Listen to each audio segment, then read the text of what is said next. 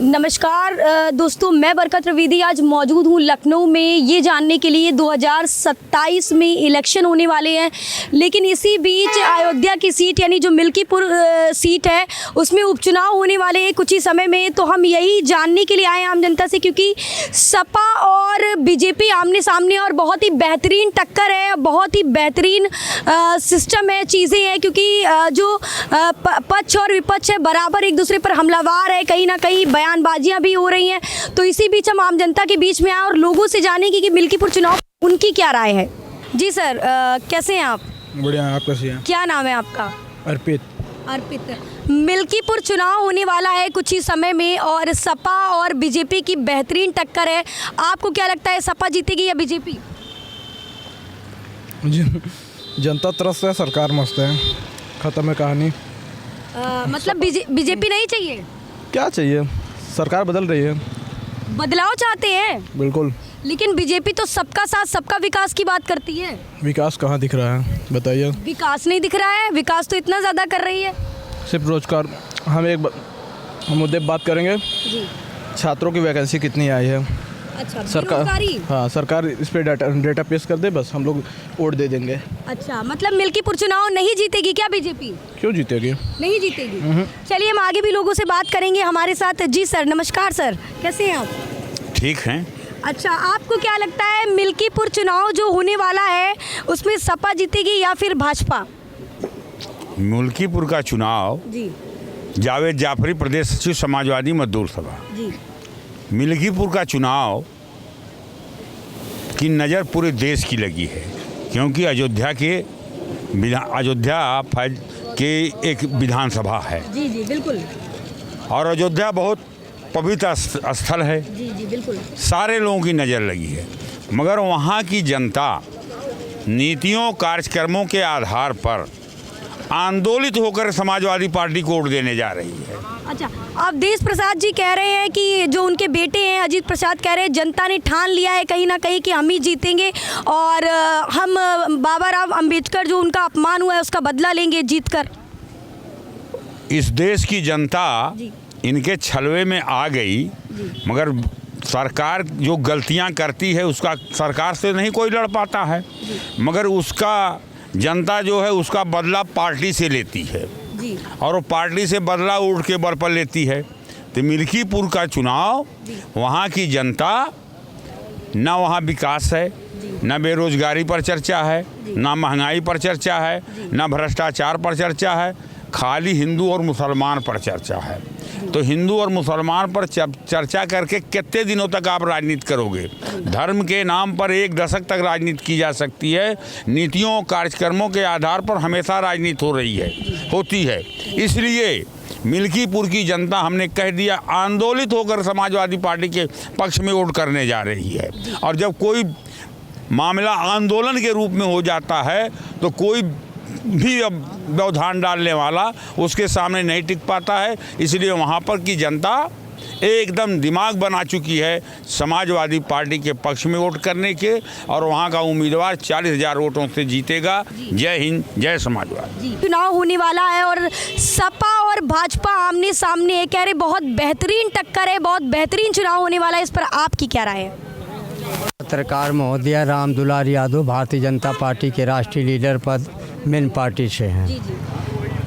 उपचुनाव मिल्कीपुर का माननीय योगी आदित्यनाथ महाराज जी के चेहरे पर चुनाव लड़ा जा रहा है और भानु पासवान जो प्रत्याशी वही चंद्रभान पासवान हैं, वो संगठन का कार्यकर्ता है, ईमानदार कार्यकर्ता है। इसीलिए हम लोगों ने पहले के जो संगठन का जो प्रत्याशी था, हमने प्रत्याशी चेंज कर दिया है और वह प्रत्याशी ईमानदार कर्मठ हमारी प्रदेश कमेटी ने तय किया है। माननीय योगी आदित्यनाथ के निर्देश पर वह प्रत्याशी घोषित किया गया है, इसलिए कि हमारे पास परिवारवाद का कोई नाम निशान, कोई दागी हमारा प्रत्याशी न हो। इसलिए वहाँ का संगठन, वहाँ मिल्कीपुर की जनता चुनाव जिता रही है। हम संगठन के लोग जा कर के वहाँ booth wise committee, Bharatiya Janata party और आरएसएस की कमेटी के जितने सदस्य हैं वो चंद्रभानु पासवान जी को भारी मतों से विजयी कराएंगे और समाजवादी पार्टी के प्रत्याशी की जमानत जब्त हो जाएगी। वहाँ न तो कोई इनका वजूद है और न तो वहाँ इनका कोई वोट है। देखिए, जनता विकास के नाम पर वोट कर रही है। अभी अभी बहन 9 का चुनाव हुआ है, अभी 15-20 दिन 1 महीने के अंदर में 9 का चुनाव हुआ। 9 का माननीय योगी आदित्यनाथ माननीय मुख्यमंत्री जी के चेहरे पर चुनाव लड़ा गया। 9 में हम 7 चुनाव भारी मतों से विजयी घोषित हुए और 2 समाजवादी पार्टी जीती। वही सीट जीती है जो करहल माननीय अखिलेश यादव जो सीट जीते थे, उनके परिवार की ही सदस्य है, विधायक है तेज प्रताप यादव, माननीय लालू प्रसाद यादव के दामाद हैं वो। तो जो हकीकत है, जनता विकास के नाम पर चुनाव जीतती है, यहाँ जुमलाबाजी से नहीं। ये जो चुनाव है, ये लोग बकवास कर रहे हैं। जनता विकास चाहती है और विकास के नाम पर वोट मिल रहा है और चुनाव आयोग पर ये लोग उंगली दिखाते हैं। चुनाव आयोग ईमानदारी निष्पक्ष चुनाव करा रहा है। अखिलेश यादव जी कह रहे हैं कि ये जो मिल्कीपुर का चुनाव है वो ऐतिहासिक चुनाव होने वाला है और उन्होंने नेशनल इंटरनेशनल मीडिया को इनवाइट किया है कि आप आइए यहाँ पर और ये चुनाव ऐतिहासिक चुनाव होने वाला है। इस पर आप क्या कहेंगे? बोले हम जीत कर ही रहेंगे।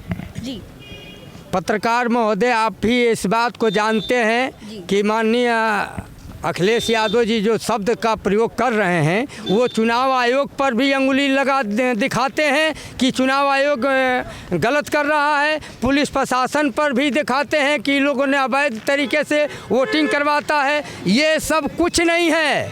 जनता विकास के नाम पर वोट कर रही है। अब पीडीए तो समाप्त हो गई। किसके बल पर, किसके कहने पर और किस मुद्दे को लेकर के माननीय अखिलेश यादव वोट लेंगे मिल्कीपुर का? हम आपसे पूछना चाहते हैं कि जनता ये चाहती है विकास। माननीय योगी आदित्यनाथ बहुमत से सरकार है और मुख्यमंत्री हैं। 2 साल जनता तराही मच जाएगी।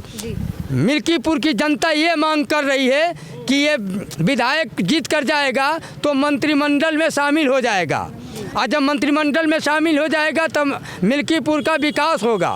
और विकास तभी होगा जब वहाँ हम जिता के भेजेंगे। यदि हम विपक्ष को जिताते हैं तो यहाँ का विकास रुक जाएगा। जनता मन बना लिया है और इस बात को अखिलेश यादव खुद जानते हैं कि हम चुनाव हार रहे हैं। कोई मुद्दा नहीं है इनके पास। हम ये जानते हैं कि ये सपा की सीट थी, वहाँ की जनता ने जिताया था, वो मजबूरी में बहम में था, इसलिए विकास का काम नहीं हो पा रहा था। अब जनता को विकास चाहिए। जनता संतुष्ट है। माननीय योगी आदित्यनाथ को जानकर मानकर अपना वोट करेगी और भानु पासवान को भारी मतों से विजयी घोषित करेगी। इसलिए मैं बहन कह रहा हूँ कि पीडीए समाप्त हो गई। कांग्रेस पार्टी को 9 में से 3 सीट दे देते। कांग्रेस पार्टी का भी वोट भारतीय जनता पार्टी के पक्ष में जा रहा है। और दूसरी बात, इन्हीं का प्रत्याशी है, इन्हीं के संगठन का है। जो सांसद है वर्तमान में आज़ाद भारती के नाम से, आपको पता होगा, वो 10% किसका वोट काटेगा? भारतीय जनता पार्टी का कि समाजवादी पार्टी का? वो भी दलित से है। तो ये हम कहना चाहिए दलित सुरक्षित सीट है, मगर सबको विकास चाहिए। तो इनके पास पीडीए का कोई और सीटों की देख लीजिए। सैफई मैनपुरी में एक घर परिवार में 8-8, 10-10 सांसद और 1 विधायक, जिला पंचायत, जितना मनोनयन होता है माननीय अखिलेश यादव। लेकिन कहीं ना कहीं जो मिल्कीपुर का इलेक्शन है वो कहती रही वो सपा का भाई वहाँ पर गढ़ है एक तरीके से। और अवधेश जी, उनके बेटे अजीत प्रसाद जी आ रहे हैं इलेक्शन में और कहने को ये बात भी सामने आ रही है कि उनका गढ़ है। तो बीजेपी के लिए चीज़ें बहुत चैलेंजिंग होंगी कहीं ना कहीं वहाँ से सीट को निकालना। बहन, आप हमारी छोटी बहन हो, मैं सच्चाई उगल रहा हूँ और इस बात को माननीय अखिलेश यादव को पता है। जनता माला भी पहनाती है, चुनाव जिता के भेजती है और तुरंत उतार करके रोड पर ला देती है। आज ये पर हैं तो अपनी कलम से हैं। इनका ना कोई वजूद है, ना इनका कोई विचार है। सिर्फ परिवार की पार्टी बना के रख दिए हैं और अपने परिवार का मनगढ़ंत जो टिकट जिसको चाहिए उसको दे देते हैं, पैसा खर्चा कर देता है, उसकी होर्डिंग और पोस्टर खर्चा करा लेते हैं और फिर टिकट काट देते हैं। तो हम ये जानते हैं कि जिस गरीब मीडियम परिवार का प्रत्याशी 50 लाख 1 करोड़ रुपया खर्चा करके चुनाव खर्चा कर ले और उसका टिकट काट देंगे तो उसका व्यक्तिगत वोट 10-15% होगा। तो उसका वोट किसके ऊपर जाएगा? आपके विपक्ष में जाएगा। तो यही कारण है, यही अस्त्र है कि समाजवादी पार्टी के जितने कार्यकर्ता हैं वो नाराज हैं इनके वचनबद्ध से। ये बोलते कुछ और हैं, कांग्रेस पार्टी से पीडीए का बनाए, आप पार्टी से बनाए, सब अपन अपन प्रत्याशी खड़ा कर रहा है। समाजवादी पार्टी उत्तर प्रदेश में है, अन्य प्रदेशों में 2 सीट 1 सीट जीत जाने से पूरा राष्ट्रीय सिंबल नहीं मिल जाएगा। सबसे बड़ा दल कांग्रेस पार्टी है। आप केंद्र में कांग्रेस पार्टी की सरकार जब हटी तो बीजेपी की सरकार आ गई। 2 बार 3 बार से भारतीय जनता पार्टी, माननीय प्रधानमंत्री नरेंद्र मोदी जी प्रधानमंत्री हैं, विकास के नाम पर होते जा रहे हैं। यदि जनता असंतुष्ट होती तो चुनाव क्यों जिताती? जब ये हार जाते हैं तो आयोग पर लगा देते हैं आरोप, पुलिस प्रशासन पर आरोप लगाते हैं। पुलिस प्रशासन बधाई के पात्र है, जितने चुनाव हुए हैं निष्पक्ष चुनाव हुआ है, और आयोग भी चुनाव आयोग निष्पक्ष चुनाव हुआ है, और निष्पक्ष चुनाव करा करके और माननीय योगी आदित्यनाथ महाराज को अपना वोट। हम आगे भी सर से बात करेंगे, कोई बात नहीं, कभी भी बात अधूरी नहीं छूटनी चाहिए किसी की भी बात हमेशा पूरी, क्योंकि आधा अधूरा ज्ञान खतरनाक होता है। तो आप बताइए अब हमको कि मिल्कीपुर चुनाव चैलेंजिंग है बहुत ज़्यादा, क्योंकि सपा और भाजपा आमने सामने। आपको क्या लग रहा है इस पर? इस पर यही लग रहा है कि विपक्ष जो है सपा ही जीतेगी, क्योंकि अभी लोकसभा के चुनाव में इन लोगों का पता नहीं चला है। समझ रहे कि नहीं? आप समझ रहे हैं कि नहीं समझ रहे? सर जी तो देखिए कैसे कह रहे हैं कि विकास के नाम पर जनता वोट देगी। अरे उनको पता ही नहीं है विकास हुआ कहाँ है 10 साल में है? कोई विकास हुआ है क्या? भारतीय जनता पार्टी ने किया है? नहीं है, समझ रहे नहीं? कोई विकास नाम की चीज। जी क्या कहना चाहते हैं? अभी 1 महीना नहीं हुआ, अभी वो हुआ है 9 में से 7 एक विकास बता देंगे, एक विकास बताओ। तो विकास नहीं तो जनता क्यों जिता रही है? आप बताइए। ओवर ब्रिज यहाँ लखनऊ में खड़े हैं, माननीय राजनाथ सिंह यहाँ से सांसद 2 बार 3 बार हो जाते हैं। एक बार कोई सांसद हो जाता है वहाँ तो विकास का प्रमाण देख लीजिए, आपको करकट का चश्मा देना पड़ेगा। ऐसा है, कोई विकास नहीं हुआ 10 साल में। ये लोग कहीं बटन के दम पर कहीं आयोग के दम पर चुनाव जीतने का आह्वान कर रहे हैं, और जनता ने इनको हरा दिया है प्रदेश से। आने वाला 27 में जो है इन लोगों को पता चल जाएगा हैं, ये जो बोकरादी जो है साफ हो जाएगी हैं। हाँ, और मैं इससे ज़्यादा नहीं कहूँगा, वहाँ विपक्ष की का ही विधायक जीतेगा। लाख चिल्लाते रहें, अगली बार भी तो लोकसभा में प्रयास बहुत जोगी जी ने सर यंत्र लगाया था, क्यों नहीं जिता लिए हैं? वो ओबीसी का क्षेत्र है, माइनॉरिटी का क्षेत्र है, वो कोई सवाल नहीं। नहीं डूबे। इनकी भाषा विपक्ष के लोगों का यही लेकर डूब गई। 9 के सीट में हम 7 माननीय योगी आदित्यनाथ का बेईमानी से ये कहिए ना, बेईमानी से जीत रहे हो, हम कह रहे हैं ईमानदारी में बड़ा सच्चाई हो। ऐसा है, ये लोग बेईमानी से जीत रहे हैं। सफा से खड़े होकर के चुनाव जिता रहे हो। नहीं चलो जनता के बीच आप लोग चलो कहाँ जीत? 9 में से 7 जीत के आए, और मिल्कीपुर में भी जीत लेंगे। चलो जीत लेना, चाहे कितना हूँ आप घोड़ा। अखिलेश का प्रत्याशी जीतेगा। अखिलेश का प्रत्याशी जी के देखिए कैसी मुठभेड़ हो गई कहीं ना कहीं बीजेपी और सपा के कार्यकर्ताओं में। लेकिन कोई बात नहीं, क्योंकि ये इलेक्शन बहुत शानदार होने वाला है, क्योंकि मिल्कीपुर जो सीट है। जी बोलिए, क्या बोल रहे हैं? लोग विकास जन्म नहीं करते, कहीं धर्म के नाम पर, कहीं जाति के नाम पर रोटी सेक रहे हैं। विकास नाम की कोई चीज नहीं है। 10-15 साल से इनकी सरकार है, 10 साल से कहीं विकास का कोई मतलब नहीं। बिल्कुल। यहाँ लखनऊ राजधानी के आप हमारी बहन हैं, आप चले जाइए, मैं पैसा देता हूँ। टेढ़ी पुलिया का ओवर ब्रिज माननीय राजनाथ सिंह ने बनवाया, मुंशी पुलिया का ओवर ब्रिज राजनाथ सिंह ने बनवाया। आप चले जाइए इंजीनियरिंग कॉलेज पर, वो भी ओवर ब्रिज राजनाथ सिंह ने बनवाया। विकास के नाम पर माननीय राजनाथ सिंह 2 बार 3 बार 4 बार से सांसद हो रहे हैं। यहाँ लखनऊ राजधानी में जो सांसद जो बना रहे हैं, तो ऐसे थोड़े नहीं सांसद जनता बनाती है। ये बीजेपी की गढ़ है, यहाँ से कभी सपनों में विपक्ष कभी आया है? आप सभी सीट पर हमारी बीजेपी जीती है, 2 सीट आपकी है। कहाँ से आप विकास के नाम की बात करते हो? विकास बिना विकास है का माननीय जी सांसद होते जा रहे हैं। रही मिल्कीपुर की जनता के बीच में माननीय अखिलेश यादव मुंह दिखाने लायक नहीं है। ये लिए नहीं है कि वहाँ से कह के आते हैं कुछ और कर देते हैं कुछ और। प्रत्याशी बोल के आएंगे कि हम आपको टिकट देंगे और टिकट दे देंगे दूसरे को। तो इनके वचनबद्ध में बहुत अंतर है और यही जनता इनको जवाब दिया है। हम तो कह रहे हैं कि मिल्कीपुर की क्या बात करते हैं, मिल्कीपुर तो हम हर हालत में जीतवे करेंगे। 2027 में भी माननीय योगी आदित्यनाथ की सरकार बनेगी और पूरे उत्तर प्रदेश का।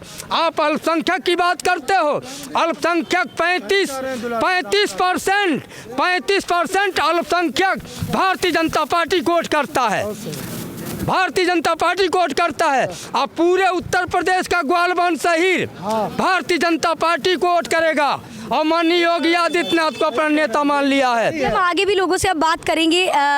जी क्या हुआ, आप लोग कैमरे से डर रहे हैं क्या? कैमरे का फियर हो गया क्या? अच्छा चलिए कोई बात नहीं। जी हाँ, बताइए कि मिल्कीपुर चुनाव कौन जीतने वाला है, आपको क्या लग रहा है? आप पहले बताइए, आप कितनी पढ़ी लिखी हैं? आप पहले अपनी क्वालिफिकेशन बताइए। मेरी क्वालिफिकेशन, मैं मास्टर कर रखी हूँ मास कम्युनिकेशन। जी बिल्कुल। चलिए तब आप मैच्योर हैं। आप ये घोसी का चुनाव ना समझिए मिल्कीपुर को। जी। मिल्कीपुर का जो चुनाव है हमारे महंत योगी आदित्यनाथ जी के चेहरे पर हुआ जा रहा है ना। वो घोसी मत बनाइए। घोसी में हम थे, छतरी थे, तब हम जीत गए। लेकिन कहीं ना कहीं वो कह रहे हैं कि वो सत्ता का घोसी ना समझे। हाँ जी, हम जिसके साथ हो जाते हैं उसकी गवर्नमेंट बन जाती है। बना ले अखिलेश जी, लाओ, हम भी कह रहे हैं आपसे, लाओ बना ले। जब हम चाहेंगे तभी वो बनेंगे। हाँ, दुनिया की पूजा कर डालें, कमरू कामा क्या, कुछ नहीं होना। लेकिन कहीं ना कहीं वो सपा का गढ़ है, तो बीजेपी के लिए चीजें चैलेंजिंग नहीं होगी जीतना? नहीं, कोई गढ़ नहीं है। अवधेश प्रसाद जी जीत गए, क्या कर देंगे? राशन कार्ड नहीं बनवा सकते, वो राशन कार्ड नहीं बनवा सकते। क्या है आप लोग, कौन सी दुनिया की बात आप लोग? नहीं, ये तो भाई आप लोगों की बात है, हम तो आपकी बात करने आए हैं। सुनिए, वहाँ कुछ लोगों की आपसी विवाद के चक्कर में उन लोगों ने जो है कुछ मतलब उजाड़ खाना करा जाता है बुलडोजर लगा करके, तो उन बेचारों का जो है आशियाना छिन गया। नाराज़गी में उन्होंने प्रतिशोध में वोट कर दिया।